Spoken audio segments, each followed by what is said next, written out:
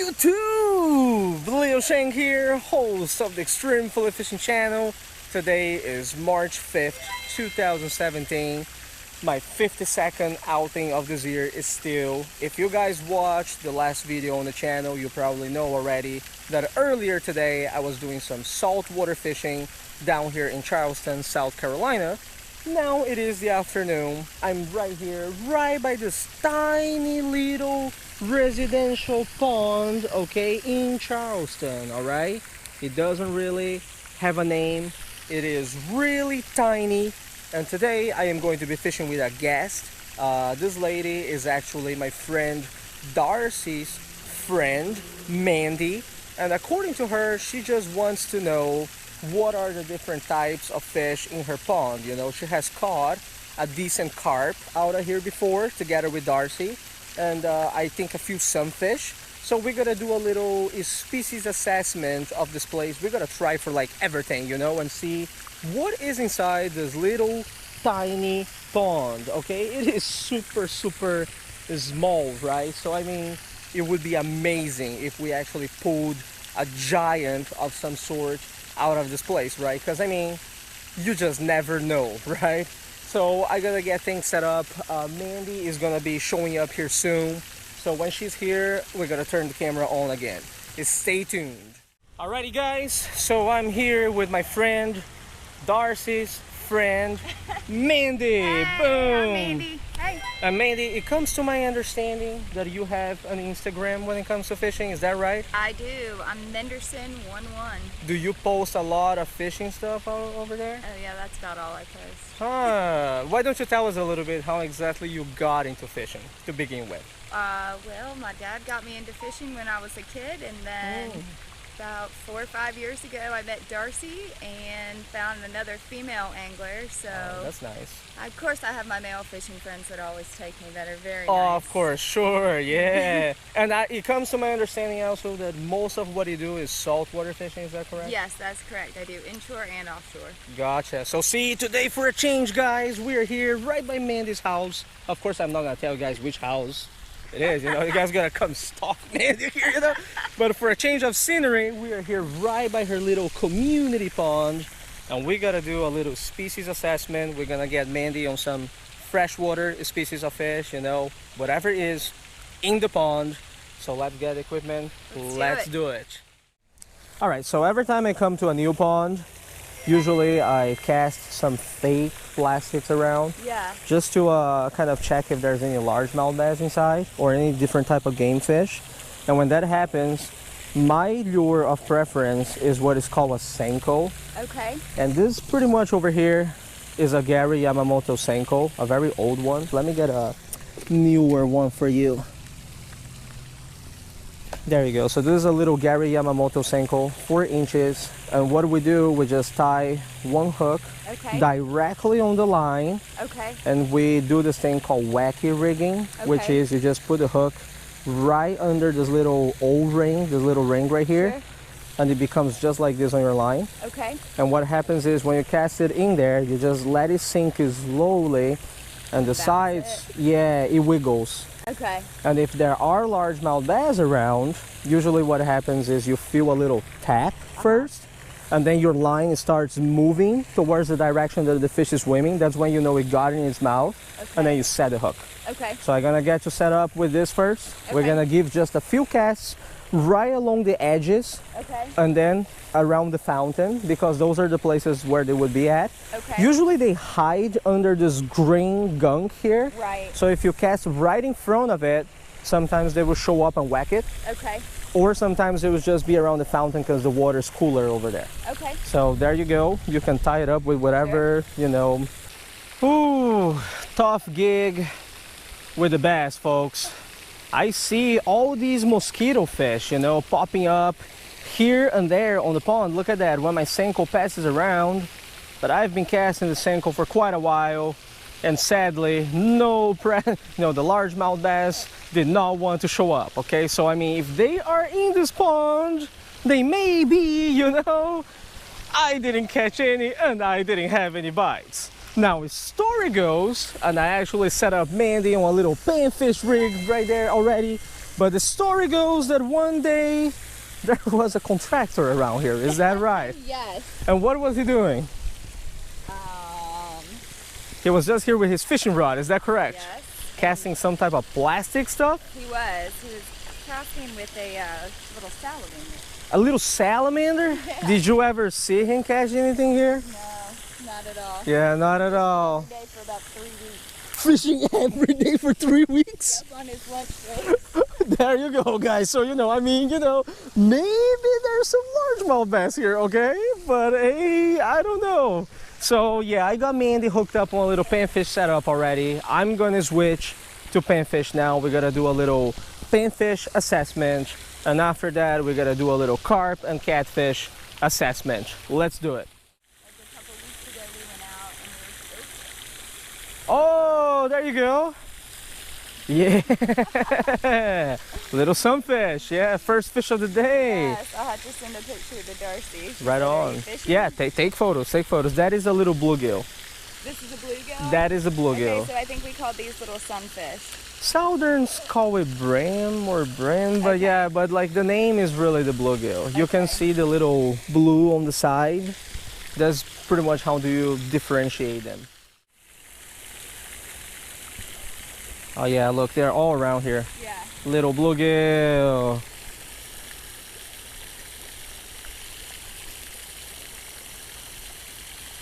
Yeah, little fellas. And another thing too about your pond, whoever one manages this pond Yeah, does a terrible job. does a terrible job, because this fish has so many parasites on it. Oh gosh. I'm telling you, like, look, we can see it just from here. Look, this fish got 1, Oh, 2, yeah, 3, that's 4, a 5, 6, lot. 7, 8, 9, 10, 11, 12. Yeah. On the tail, there's another 7 or 8 parasites here. Ooh boy. Yeah.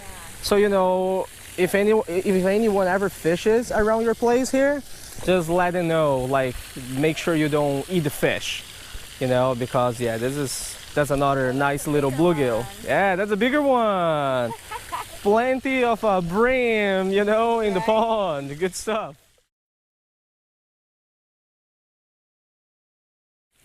Sometimes you got some weird fish around, they will just hit it. Holy moly, yeah, look at that. Something came to get your float, yeah. Oh yeah, there's some nice decent bluegill in this little pond right here. Wow, yeah, no kidding. Look at this. Wow, that's a beautiful little sample right here.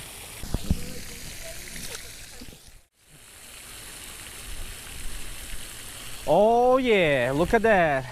There we go. Oh, this is a nice one too. That's nice bluegill.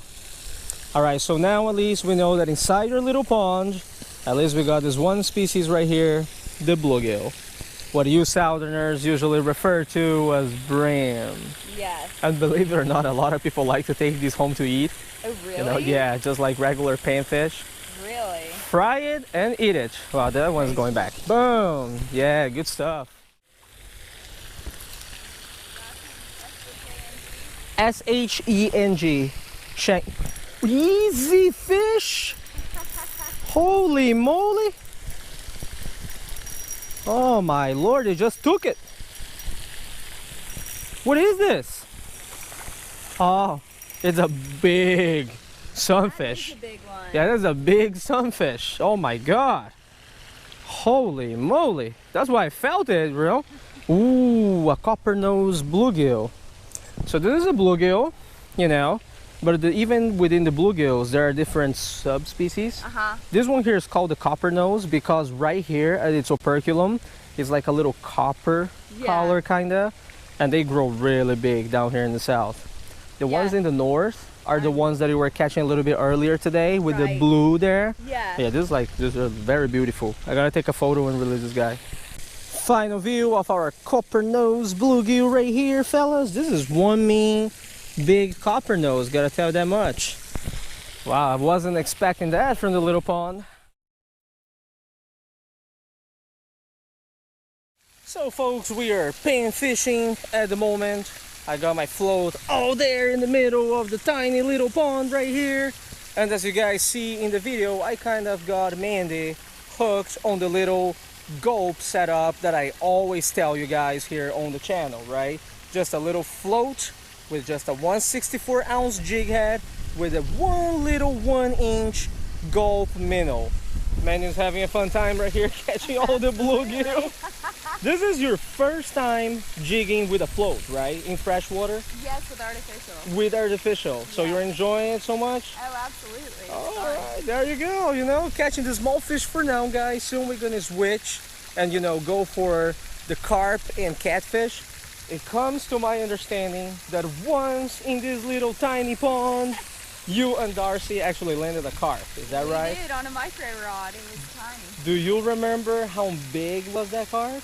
Probably 27, 28 inches. It was pretty big. Well, we don't really have photos here, so, you know, fisherman stories, right? He grew about 5 inches overnight. Okay, right on. I only believe it if I see it. So soon, guys, Mandy and I here, we're gonna set up our stuff for some catfish and carp, see if there's any of those in this pond. It is a tiny, tiny pond, but I mean, it would be amazing to land a little giant here, huh? So let's do pan fishing for a little bit more and see what happens. All right, guys, we got gazillions of mosquito fish right here. Our mission right now is to land a little mosquito fish with a little size 18 hook with a little piece of Gary Yamamoto Senko. There we go. Let's see if we can do it.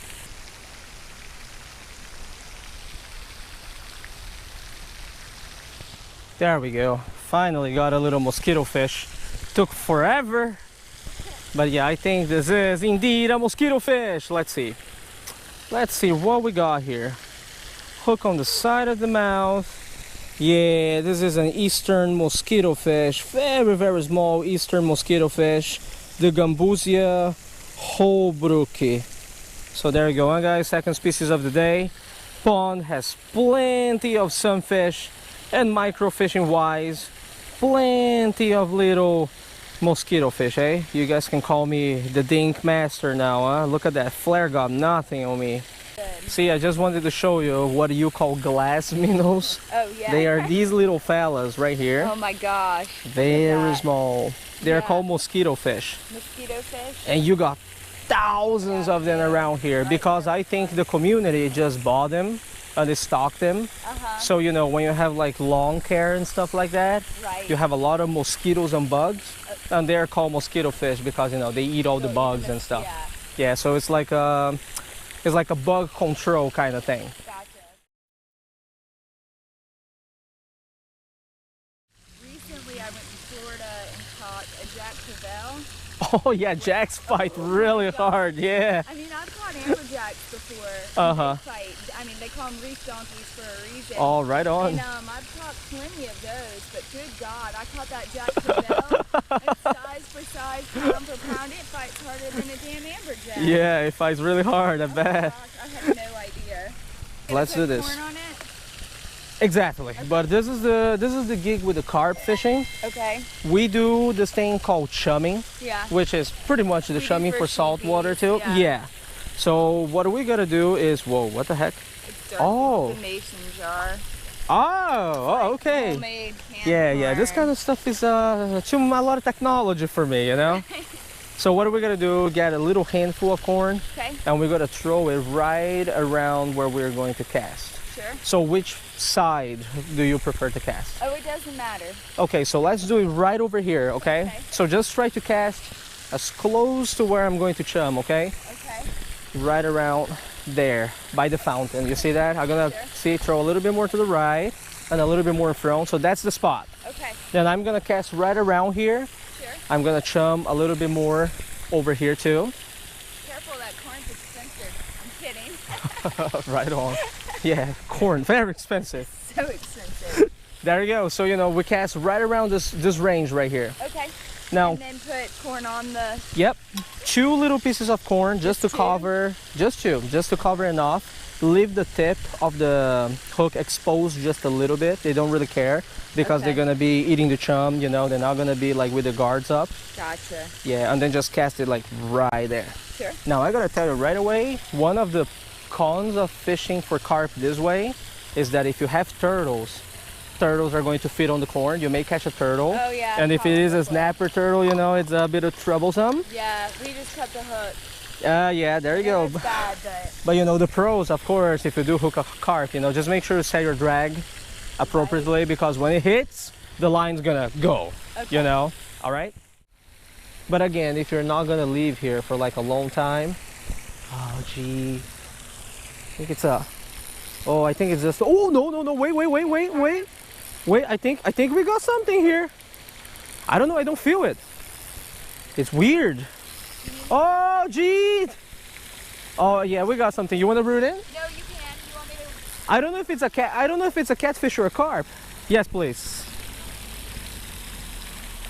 Yeah, I'm not sure if it's a catfish or a carp. I think it's a catfish. Oh, that one. Got it. Double up. Check that out. Oh my God. Gee. Look at that. What we got here? What is this? Two. Oh, it's a carp. This is a carp. Gosh, shut up. That's a carp too? No way. Oh my God. Oh Yeah, see that? Got them feeding. Oh, no way. Oh, careful with the test line. This is a grass carp. So what do I You wanna land it over there if you can. Mandy, these are grass carp. Yeah? I don't have this species yet. Yeah, I only have the common carp. I'm pretty sure these are grass carp. Oh my God. All right, well, Over here? yeah, let's take care of this one first. Okay.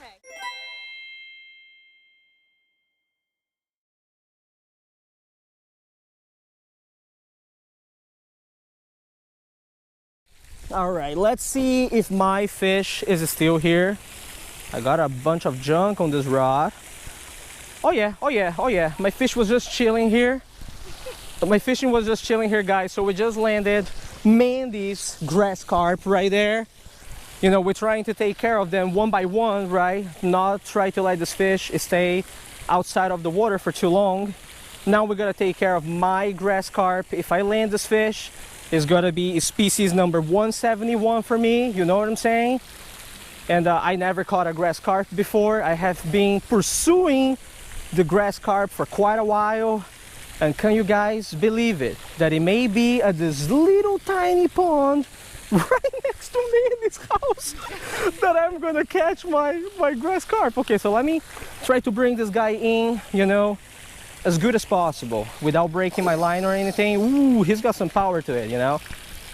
He got a little bit of rest when we got Mandy's fish back, so you know, gotta be, oh, look at that, gotta be careful with this one. All right, that's okay, we take our time with it. Now guys, you guys gotta realize, right, that the prime thing for carp is usually if you have a net. We don't really have a net, you know. It's a little bit troublesome for us to bring the fish in.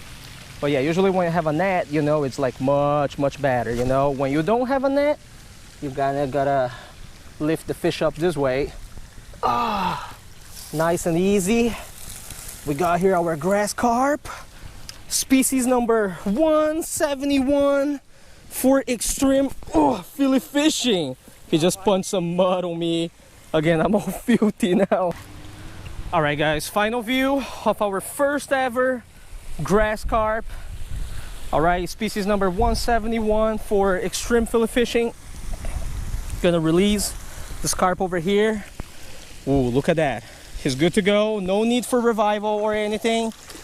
Didn't bleed. Good stuff. Back in his house, you know. Nice. Time to catch some more fish. Yes.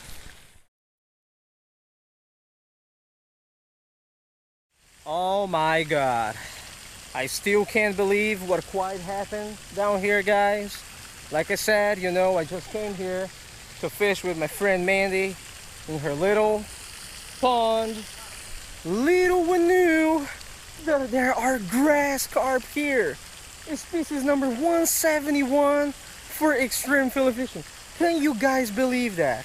We just chummed the corn, waited, you know, and that's why I always tell you, right?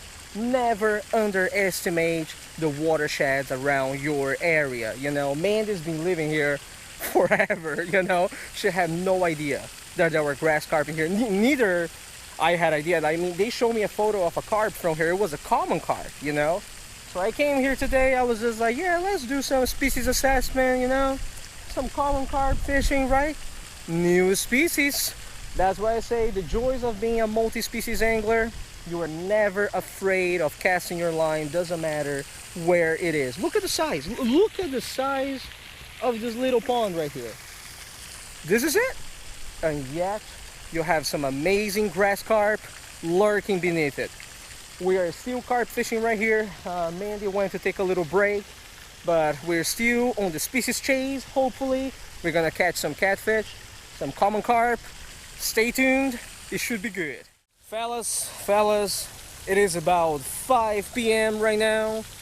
Mandy and I have been fishing out here for quite a while. What time do you think we started, Mandy? About 12, maybe a little About earlier. 12, yeah. So, you know, like we put in like 5-6 hours of fishing, you know, guys? These YouTube videos that I bring for you guys here on the channel, you may just watch it, you know, 10, 15, 20 minutes, but the struggle is real, all right, boys? So as you guys saw, we started the day trying for a little bit for bass. I got Mandy hooked up on the Senko. We gave a few casts, nothing. Then we switched to panfish. We caught a bunch of bluegill, northern strain, and copper nose. Both of them are inside this little pond right here. I ended up switching to a size 18 hook just to do a little bit of microfishing because I saw plenty of mosquito fish right around the edge of this area. In other words, the food chain is going really well here. You got the mosquito fish and then you got the panfish feeding on the mosquito fish. Sadly, it doesn't seem that this pond has a lot of predatory species, you know. We set our rods later for catfish and carp. Didn't catch a single catfish the whole day. As you guys saw, Mandy got a grass carp. I got a grass carp. That is species number 171 for extreme fillet fishing. And sadly, you know, I mean, 1 or 2 turtle bites. Mandy lost a third carp, you know. It's all right. Right at the tank. No worries, no worries. You know, there will be more chances in the future. So, I mean, in this little tiny pond, guys, there's at least 3 grass carp, you know. That is amazing, okay? But anyways, it is time to go, you know, it is time to go get something to eat. So overall, are you satisfied with like your local pond? What do you say? Absolutely. I guess you will come back a lot for the carp fishing, huh? Absolutely. Okay, so explain to us here. I think you kind of learned the basics here. Try to explain to us here what you would do if you came out here to do some carp fishing. Well, probably the night before I'd put some corn back out. Very Since nice. I live here, it's pretty convenient. Okay. And then I would come back the next day and put some more corn out, and then I would bait my line with some corn and throw it out. Key word in this, guys, corn, okay? And if there's one thing that Mandy and I really didn't do today, but you guys definitely should, is have a net, all right? Look, I clean myself a little bit, but look, this is from 2 carp that we landed right over there, okay? And I just want to let you guys know, I mean, look, we try to treat our fish pretty nicely, right? Yeah. Would you say? Try to keep them out of the water for as little as possible. Nice release, you know? But yeah, without a net is a little bit troublesome. If you have a net, definitely go for it, okay? But this is it for today, guys. Time to pack up, tie lines. Thank you for watching this video. I'll see you guys next time.